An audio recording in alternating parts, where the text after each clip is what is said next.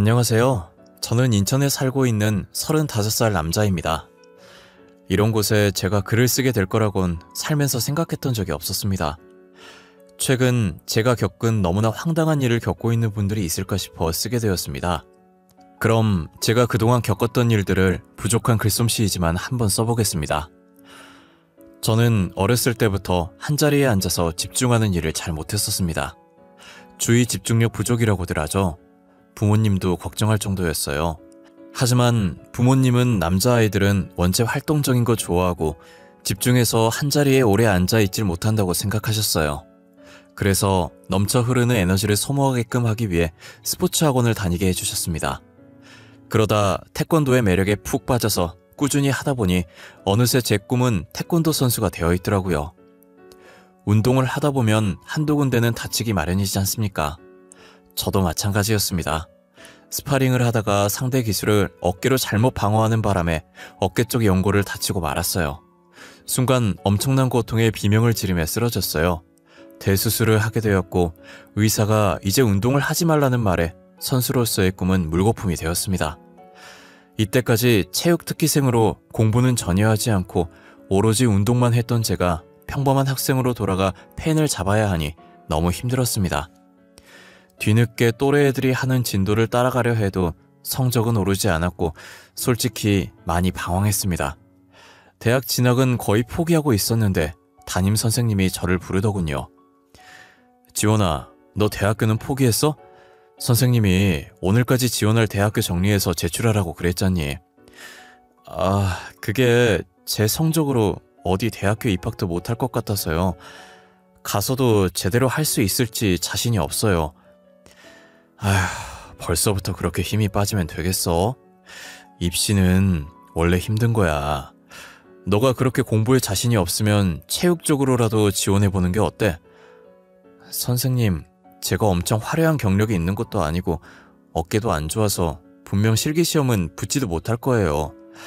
너 그러면 띵띵대학교 사회체육학과에 한번 지원해봐라. 여기는 실기시험이 없어서 성적 100%인데 아마 너 성적으로도 들어갈 수 있을 거야. 선생님 덕분에 그 학과를 수시로 붙었고 포기했던 대학교를 입학하게 되었어요. 부모님도 엄청 기뻐하시더라고요. 하지만 원해서 간 학과가 아닌 탓에 수업은 정말 하나 재미없고 그냥 따분하게 세월만 보내는 느낌이었어요. 점점 졸업할 시기는 다가오고 취업을 할 수 있을까 걱정하던 차에 늦기 전에 여행이라도 실컷 다녀오자 싶었습니다. 그래서 한 달 동안 배달 알바를 하며 돈을 모았었죠. 그리고 방학 때 태어나서 한 번도 가보지 못했던 부산으로 배낭여행을 갔어요. 부산에서 커피로 유명하다는 카페에 갔는데 와, 정말 맛있더군요. 평소에 아메리카노도 써서 못 먹는 제가 맛있다고 생각할 정도였어요. 순간 커피를 타주시는 바리스타분이 엄청 멋있어 보이는 거예요. 인천으로 돌아왔어도 그때 그 커피가 계속 생각이 나서 자연스레 커피에 관심을 가지게 되었어요. 처음엔 취미로 하려고 했는데 필요한 도구 이것저것 사서 제대로 시작해보자는 마음에 자격증 준비까지 했습니다. 서울에 있는 학원을 다니면서 준비를 했고 대학교 졸업과 동시에 자격증을 따는 데 성공했어요. 어차피 전공 살려봤자 잘 하지도 못할 것 같아 부모님에게 사업자금만 도움받고 작은 카페를 차리게 됐습니다. 창업은 처음이고 어린 나이에 얼마나 잘하겠습니까? 적자를 보더라도 제가 좋아하는 일을 할 수 있는 것만으로도 즐거웠습니다. 그런데 제가 일복이 좀 있었는지 2년 정도 일했는데 카페도 자리를 잡기 시작하고 단골도 차츰 생기더라고요. 아름아름 커피가 맛있다고 소문이 퍼지면서 멀리서도 찾아오실 정도였어요.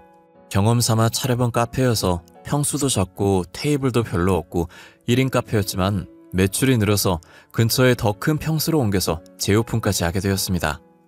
이제는 커피 말고 디저트도 맛있게 만들기 위해 직접 유명한 카페도 찾아가서 먹어보고 유튜브로 레시피도 알아보면서 팔았더니 결과는 대성공이었습니다. 1년 사이에 매출이 3배가 껑충 뛰더군요. 거기에 만족하지 않고 근처에 분점을 2개 더 차렸어요. 매니저를 고용하고 저는 점장으로 일하며 3개의 카페를 관리 운영했어요. 어느새 이 근방에서 유명한 카페로 자리매김을 하게 됐죠. 돈을 1억 정도 벌었을 때는 부모님에게 그동안 빌려주신 돈을 갖고 나서 부모님께 지점 한 군데 점장 자리를 넘겨주었어요. 평수가 넓어졌지만 본점만큼은 아직 혼자 할 수 있다고 생각해서 본점만큼은 따로 직원을 구하지 않고 제가 매일 출근해서 일했어요. 그러던 중 단골 손님인 남자분과 친해졌는데 카페 근처 중소기업에 다니고 있다고 하더군요. 어느 날 저에게 여자친구 있는지 묻길래 애인 없이 지낸 지 오래라고 말했더니 여자 소개해주면 만날 의향이 있냐고 하더라고요. 외롭긴 했지만 가게 운영을 저 혼자 하다 보니 시간적 여유가 안 될 것 같다고 했지만 일단 가볍게 한번 밥이라도 먹고 오빠 동생 사이로 지내보라고 권유했습니다. 만나기로 한 날이 왔고 가게를 비워둘 수 없어서 어쩔 수 없이 가게에서 보기로 했습니다. 시간은 따로 잡지 않았어요. 자영업은 다 그렇지만 언제 한가할지 예상할 수 없거든요. 대체적으로 카페 주위에 회사 조금 있다 보니 아침부터 낮 2시까지 바쁘다고 말했습니다. 그날도 점심시간까지 바쁘다가 조금 한가해질 무렵 소개받은 여성분이 카페로 들어오더라고요. 솔직히 엄청 미인이진 않더라고요.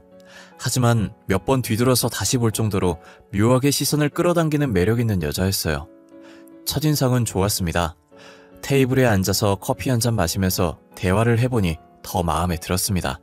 약간 낯가리는 것 같기도 하고 수줍어하는 것 같기도 했어요. 소개로 만난 탓에 연락처를 교환하고 빠르게 사귈 수 있었어요.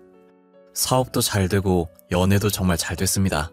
이렇게 행복해도 되나 싶을 정도였죠. 그러다 결혼이란 걸 하게 되었습니다. 여자친구가 임신을 했다고 울면서 전화하더라고요. 뜻밖의 소식에 저는 놀랐고 그래도 내 자식이라고 생각하니 이것 또한 행복이겠다 싶어서 웃으면서 결혼하자고 프로포즈했습니다. 아내는 천성이 순하고 거절을 못하는 여자였습니다. 연애할 때도 그렇고 결혼하고 나서도 제 의견을 한 번도 굽힌 적이 없는 지고지순한 여자였어요.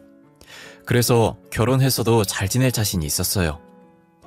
임신을 알게 된 장인어른은 무척 놀란 듯 보였고 장모님은 어색하게 제 얼굴을 쳐다만 보셨어요. 그저 죄인이 된 듯 했어요.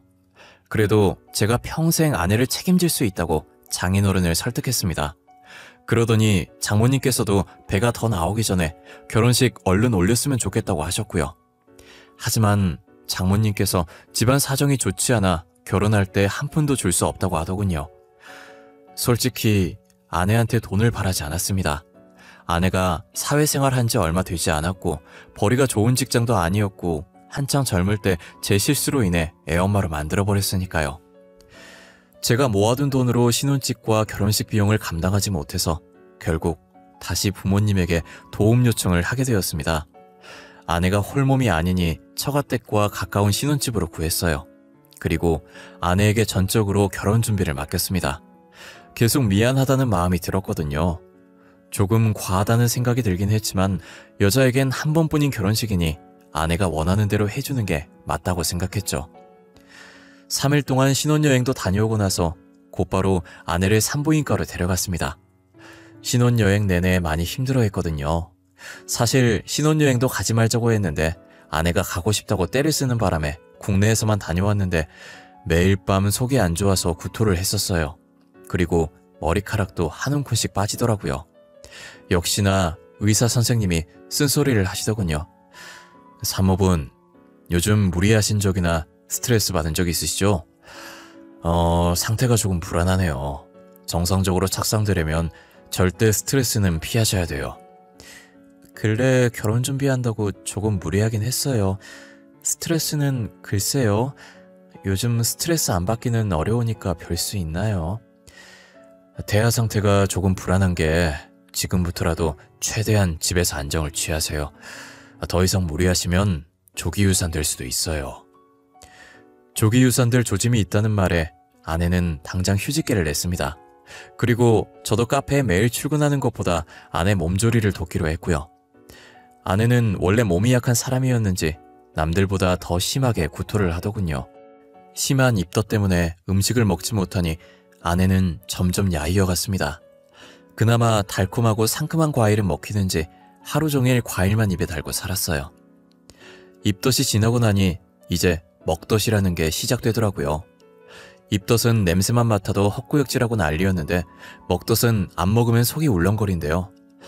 아내는 여름이면 딸기, 복숭아, 귤이 먹고 싶거나 겨울이면 수박, 자두를 구해달라고 했죠. 그래도 제 아이를 임신한 아내가 힘들어하면서 견디는데 이런 거라도 해줄 수 있어서 다행이었습니다. 어느 정도 아내 상태가 좋아지려던 참에 매니저가 연락이 오더군요. 점장님, 저 그만두고 싶습니다. 스트레스 받고 너무 힘들어서 더 이상 못하겠습니다. 갑자기 그게 무슨 말이야? 어떤 것 때문에 힘들다는 건데? 자세히 말 좀 해봐. 어떻게든 버텨보려고 했는데 그게 장모님이 너무 자주 오세요. 그뿐만이 아니라 지인들까지 데리고 오세요. 일주일에 한 번씩이 아니라 일주일에 두세 번씩은 오시고 계세요. 사위가 사장이라고 하니까 궁금해서 자주 오시는 거겠지. 매출이라도 올려주려고. 아니에요. 음료도 무료로 달라고 하세요. 한두 번이면 이해하겠는데 매번 올 때마다 무료로 달라고 하는 건 아니잖아요. 너도 알겠지만 아내가 젊은 나이에 갑자기 애엄마가 됐잖아. 내가 장모님이랑 아내한테 미안한 감정을 가지고 있어서 그래. 조금만 참고 장모님 요구대로 들어줬으면 해. 부탁 좀 할게. 매니저에게 힘들겠지만 장모님이고 장모님 친구분들이니까 요구사항 들어주라고 했어요. 이제 장모님도 제 가족이고 그 정도는 해줄 수 있다고 생각했습니다. 사위라곤 저 하나뿐이고 공짜로 음료 몇 잔 제공한다고 카페가 망하는 것도 아니고 장모님한테 안 좋은 소리 한다고 저한테 이득될 건 없잖아요. 매니저한테 하소연 아닌 하소연 같은 연락을 받고 한 달 뒤 다시 연락이 왔어요. 점장님, 도저히 못 참겠습니다. 이번 달까지만 하고 그만두겠습니다. 무슨 문제라도 있는 거야? 이유가 뭔데? 그때 다 얘기 끝난 거 아니었어? 점장님 사정 다 알고 있어서 어떻게든 참고 다녀보려고 했는데요. 진짜 장모님 해도 너무하신 것 같아요. 장모님? 그냥 무료로 달라고 하면 주라고 했잖아. 다른 문제라도 있어? 점장님이 힘들게 만들어 놓은 단골 손님 다 끊겼습니다. 지인들이랑 맨날 여기서 모임하고 큰 소리로 떠드는 바람에 민원도 무지하게 들어오고요. 매니저 연락을 받고 저는 바로 카페로 출근했습니다. 단체 손님들이 앉을 수 있는 자리를 놔두고 2, 3인용 테이블 2개를 붙여서 카페 중간 자리에 앉아서 웃고 떠들고 있더군요. 그리고 매니저는 굳은 표정을 하고선 주방 가스레인지 앞에서 라면을 끓이고 있었습니다. 라면 파는 카페가 어디 있습니까? 카페 안에선 원두 냄새와 라면이 냄새가 섞여 역겨운 냄새가 나고 있었습니다. 그 냄새를 맡은 손님들은 인상을 찡그리고 짐을 챙겨서 자리에서 일어나고 있더군요. 정말 기가 막혀서 말도 나오지 않았습니다. 매니저는 라면을 들고 장모님한테 가고 있길래 손에 들고 있던 라면을 싱크대에 버렸습니다. 장모님은 얼굴이 일그러진 채 저를 쳐다보고 있었고 무리들은 수군거리고 있었습니다. 장모님, 지금 뭐 하시는 건가요? 저희 카페에선 라면은 판매하고 있지 않은데요. 친구들이랑 얘기하고 있는데 조금 출출해서 매니저한테 끓여달라고 시켰어. 어떻게 카페에 음료만 팔아?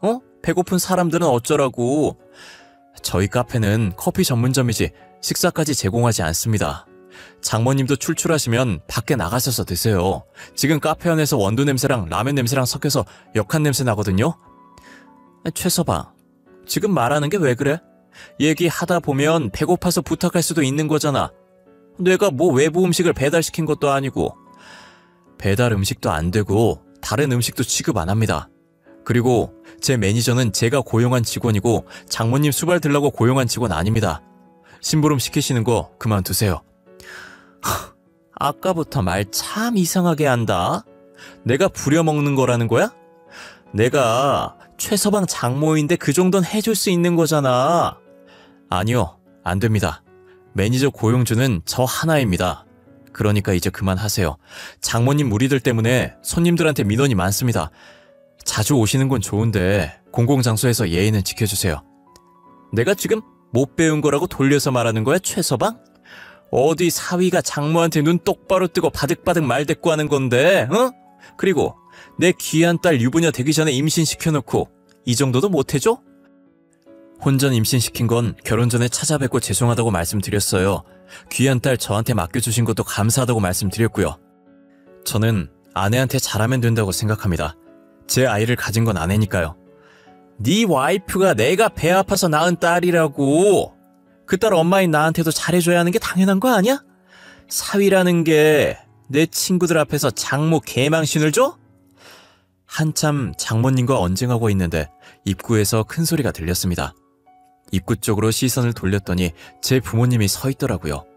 어머니는 기가 막힌 표정으로 서 있었고 아버지는 어머니를 진정시키고 있었습니다. 제 쪽으로 걸어오시더니 장모님을 쳐다보고 화를 내기 시작했어요.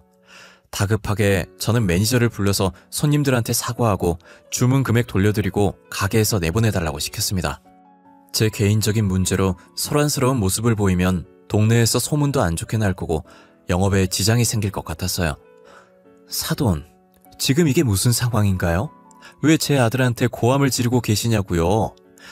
최서방이 건방지게 저한테 말하길래 예의를 가르치고 있었어요. 원체 가정교육을 제대로 받기는 한 건지. 아니 사돈, 지금 누구 앞에서 큰소리 치는 겁니까? 그러는 사돈은 지금 이게 가정교육을 제대로 받았다고 말할 수 있는 상황인가요? 제가 봤을 땐 제 아들보다 사돈이 더 교육 못 받으신 것 같은데요? 최서방이 말대꾸하는 걸 어디서 배웠는지 했는데 사돈한테 배웠나 봅니다. 하여간 그 어미의 그 자식이라고 하더니.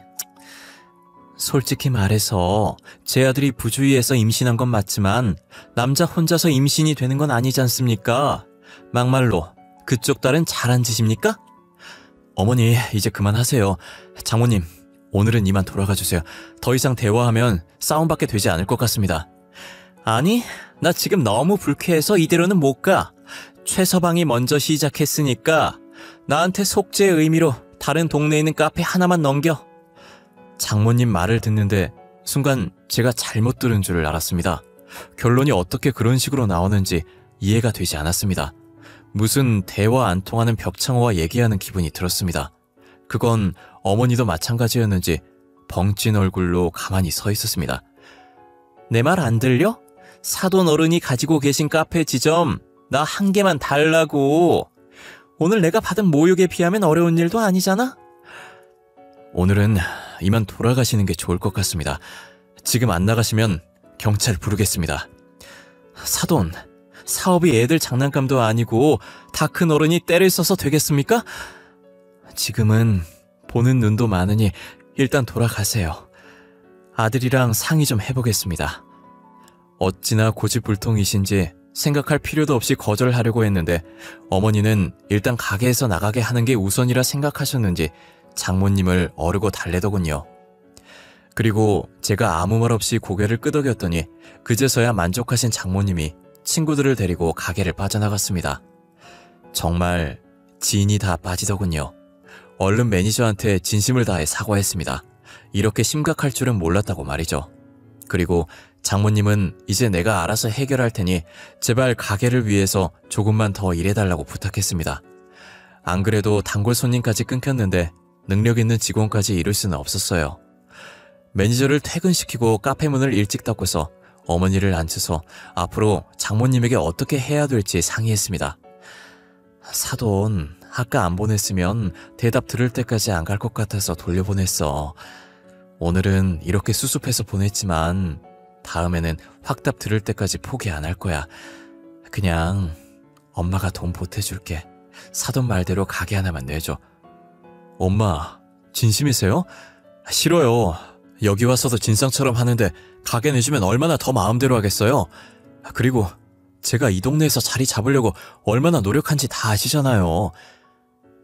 그럼 어쩌려고 그래. 사돈 포기할 것 같지도 않은데. 포기 안 해도 어쩔 수 없어요. 지점 내줬다가 망하면 제 카페에도 지장 갈 거예요. 소문 퍼지면 걷잡을 수도 없을 거예요. 걱정과는 달리 또 찾아올 줄 알았던 장모님은 가게에 오시지 않았어요. 그리고 아내도 출산일이 다가와서 따로 장모님을 신경 쓰지 못했었죠.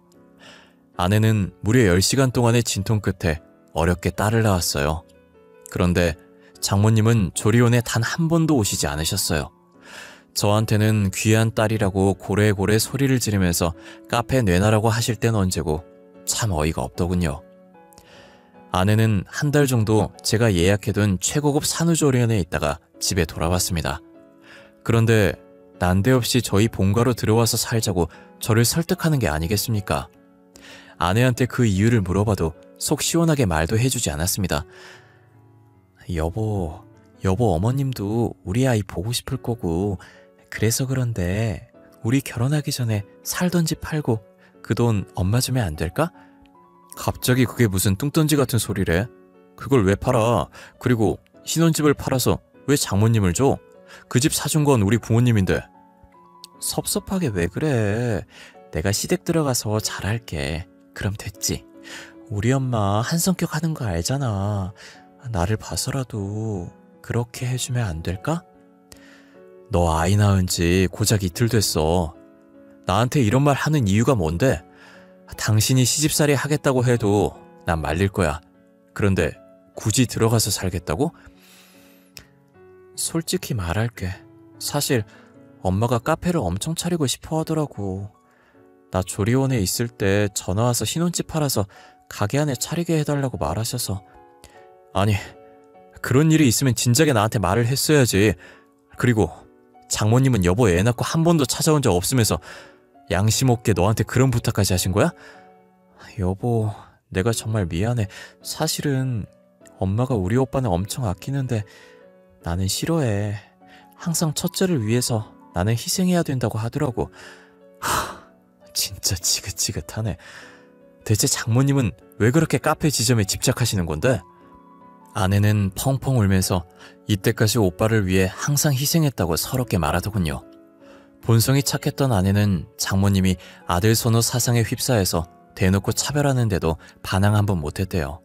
오히려 오빠를 위해 살아야 된다며 세뇌 교육을 받은 듯 했어요. 그러면서 장모님이 늦은 나이에 굳이 카페를 달라고 하는 이유도 말해줬습니다. 아마 우리 오빠 때문에 그럴 거야. 아직 오빠가 제대로 된 직장에 취업을 못해서 알바만 한다고 엄마가 엄청 걱정하셨거든. 그래서 카페라도 차려주고 싶다고 하셨어. 잠깐만, 그럼 설마 결혼 허락해준 게 내가 카페 사장이라서 해주신 거였어? 아마 맞을 거야. 근데 난 진짜 자기가 좋아서 결혼까지 한 거야. 처음에 아기 가졌을 땐 예상치 못해서 울었던 거고. 아니, 그런데 넌 왜 너를 그렇게 못살게 구는 장모님을 도와주려고 하는 거야? 요즘 세상에 장남이고 차녀가 어디 있다고. 넌 서럽지도 않아? 나도 이런 내가 싫어. 그치만 엄마는 오빠가 잘 돼야 나도 잘 된다고 그랬단 말이야. 아무리 어릴 때부터 세뇌 당했다고 이건 아니지. 난 장모님 뜻대로 카페 지점 내줄 생각 전혀 없어. 그렇게 알고 여보가 장모님 설득시켜. 처음엔 그저 작은 의견 충돌이라고 생각했어요. 그런데 이후에도 틈만 나면 아내는 저한테 오빠가 잘 돼야 된다며 주입시키려 하더군요. 그때마다 저는 칼같이 아내의 의견을 거절했고 결국 심해져서 각방까지 쓰게 되더라고요. 이런 일이 한두 번이어야 하는데 일주일에 2번 이상은 이 문제로 싸우기 시작했습니다. 저와의 애정이 식은 건지 아내는 이제 자기가 출산한 딸도 나 몰라라 하더군요. 모성애는 금방 생기는 게 아니라고 하잖아요. 아내도 마찬가지인 줄 알았습니다. 저와의 관계가 나빠지니 자연스레 아기도 싫어하는 줄 알았죠. 하지만 제가 없을 때 갓난아이 분유 타는 것도 귀찮아 했습니다. 심해도 너무 심했어요. 그때부터 육아는 온전히 제 일이 되었고 카페 출근하는 것도 포기했습니다. 속으로 아들인 줄 알았는데 딸이라서 실망하는 건가 싶기도 했어요. 사실 산부인과에서 초음파를 보고 분명 아들 같다고 했었거든요.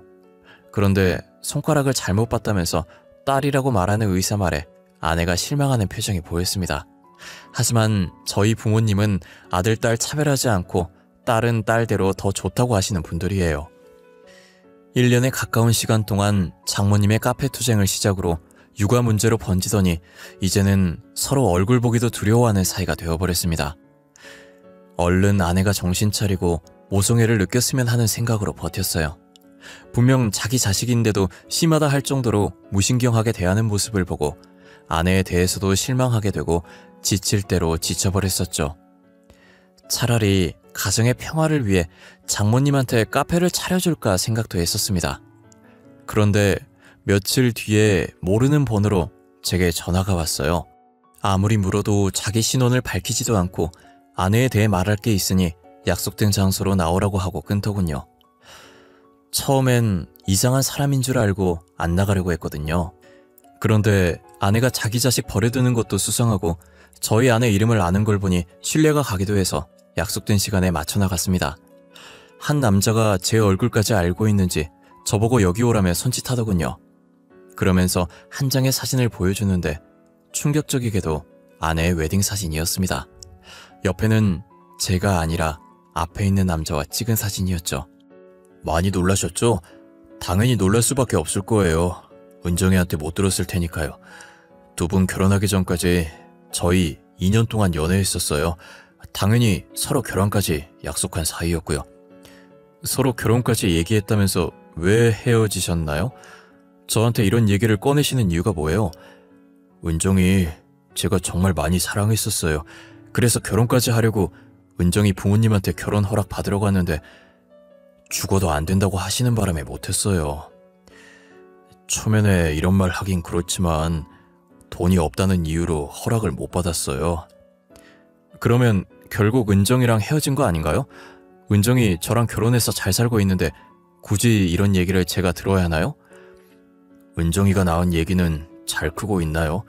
은정이 닮았으면 이쁠 것 같은데. 이상한 말 하지 마시고 여기 나오게 한 이유가 뭐냐고요. 설마 다시 은정이랑 사귀고 싶어서 온 건 아니겠죠? 눈치가 너무 없으시네. 은정이 임신한 걸 제가 어떻게 알았을까요?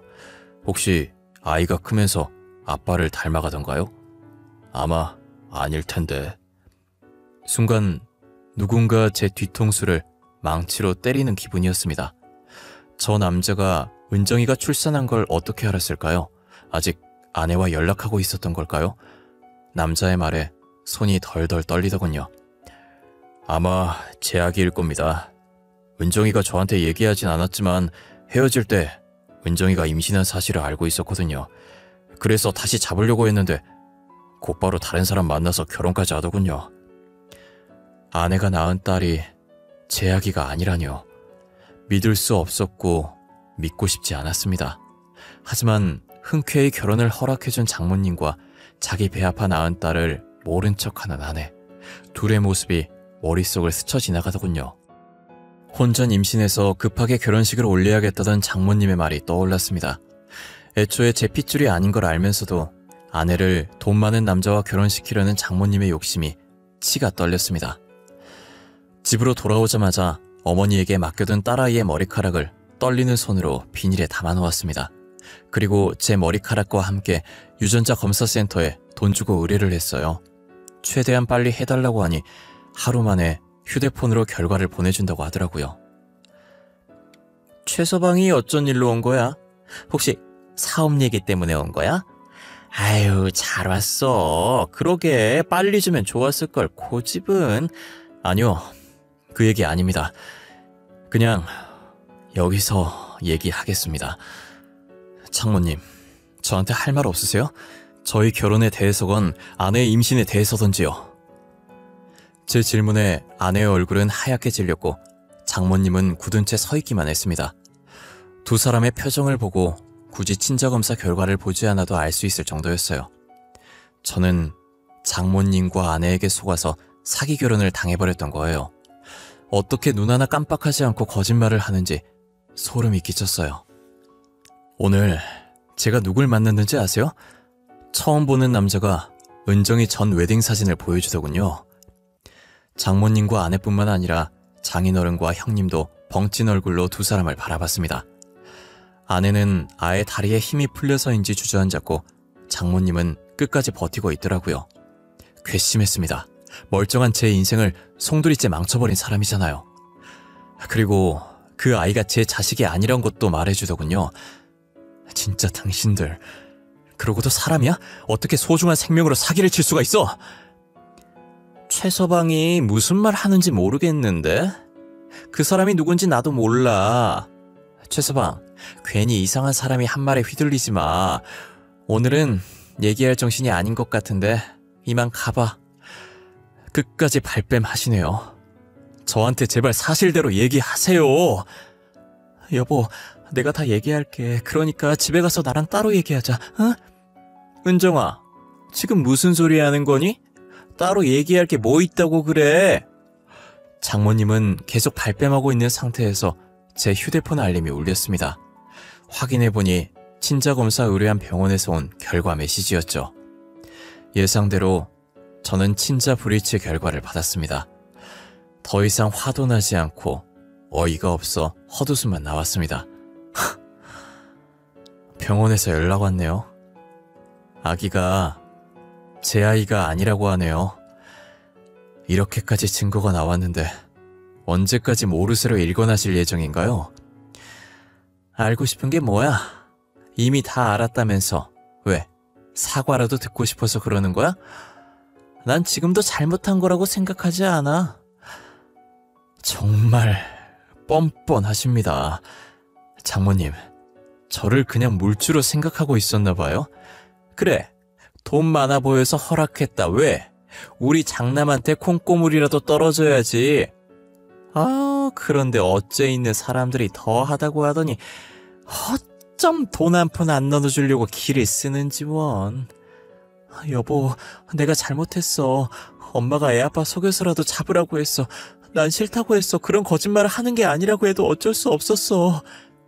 저는 더 이상 말하는 건 무의미하다고 생각해서 그대로 장모님 집을 나왔습니다. 신혼집으로 가서 박스에 아내의 물품들을 넣기 시작했어요. 어느 정도 아내의 짐을 정리하고 있을 때 현관으로 아내가 들어왔습니다. 제가 하는 행동을 보더니 무릎을 꿇고 빌더라고요. 못 본 척하고 하던 일을 계속했어요. 그리고 퀵서비스를 불렀어요. 잘 들어. 난 더 이상 너랑 살 이유 없어. 짐은 고이 싸서 퀵으로 보내줄게. 그리고 네가 낳은 네 자식 지금 당장 데리고 가. 정말 미안해. 한 번만 용서해주면 안 될까? 평생 옆에서 살면서 속죄하면서 살게. 처음엔 엄마가 시키는 대로 한 거 맞지만 나 자기 사랑해서 결혼한 거야. 진심이야. 정말 미안하면 나한테서 떨어져. 너한테 혼인무효 소송 걸 거야. 니네 엄마한테 손해배상 청구할 거고 마음의 준비하라고 미리 알려주는 거야. 그렇게 아내를 집에서 쫓아내고 변호사를 선임해서 두 사람에게 민사소송을 걸었습니다. 저한테 매일 빌면서 연락 오는 아내한테 별 감정 따위 들지 않았습니다. 오히려 평생을 장남에게 치여서 자기 의견 따위 없이 살아온 아내의 인생이 불쌍하고 가여워 보이더군요. 2주 후 법원 출석장을 받았는지 장모님께서 연락이 왔었어요. 또 뻔뻔하게 죄를 인정 못하고 소송 취하하라며 화부터 내시더군요. 장모님의 성질이 더러운 줄은 알고 있었는데 법적으로 잘잘못을 따지자는데도 저한테 전화로 욕을 그렇게 하는 걸 보니 참 못 배워먹은 사람이구나 싶었습니다. 저희 부모님은 제가 하고 싶은 대로 하라고 비용까지 전부 대주신다고 했어요. 처음엔 어머니가 아이가 불쌍하다길래 우리 자식 아니라고 정태라고 했습니다. 저라고 안 그러고 싶겠습니까? 아내가 방치한 아이를 1년 동안 저 혼자 키웠었고요. 그런데 딱 하나 장모님 때문에 그쪽 가족과는 인연을 끊고 싶었습니다. 만약에 정 때문에 아이를 거둬들이면 나중에 무조건 돈 내놔라 할 인간이었거든요. 장모님이 제 부모 욕까지 하면서 성질 돋구길래 무릎 꿇고 빌면 생각해보겠다 했는데 자기 자존심이 먼저인지 머리 회전이 느린 건지 죽어도 사과를 안 하시겠다고 하더라고요. 그냥 제가 먼저 전화를 끊었습니다. 이 글을 적으면서도 소송은 계속 진행 중이었고 어제가 마지막 선고날이었습니다. 아내는 더 이상 아무것도 할 수 있는 게 없다는 걸 알고 소송에 항소하지 않아 패소했고요.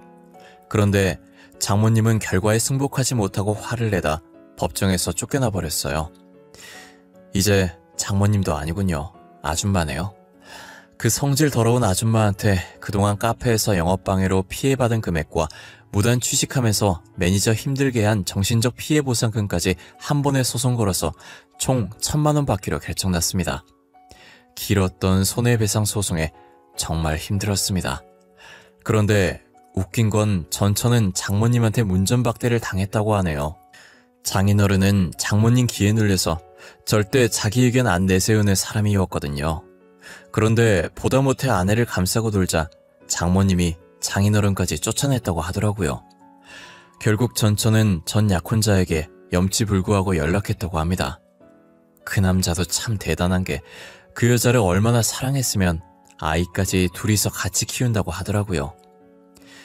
여러분들은 제가 더 복수하길 원하실 텐데 안타깝게도 이게 끝이네요. 저는 더 이상 복수하고 싶진 않아요. 전처가 이때까지 어떤 대우를 받고 살았는지 안 들어도 뻔하니까요. 죽어도 장난만 생각하고 전처를 이용해 먹으려는 게 아무리 생각해도 참 여러모로 대단한 아줌마네요. 다행인 건 장모님께 카페를 내주지 않아서 제 사업은 문제가 없이 다시 일어섰어요. 물론 재판 중에도 카페에 나가서 평소보다 2배는 더 열심히 일했습니다. 과거는 잊고 돈이나 벌려고요. 제가 원하는 대로 해결됐으니까 털어버리고 제 인생 살려고 합니다. 제 긴 이야기 들어주셔서 감사합니다. 환절기인데 다들 감기 조심하시고 건강 챙기면서 살아가셨으면 합니다.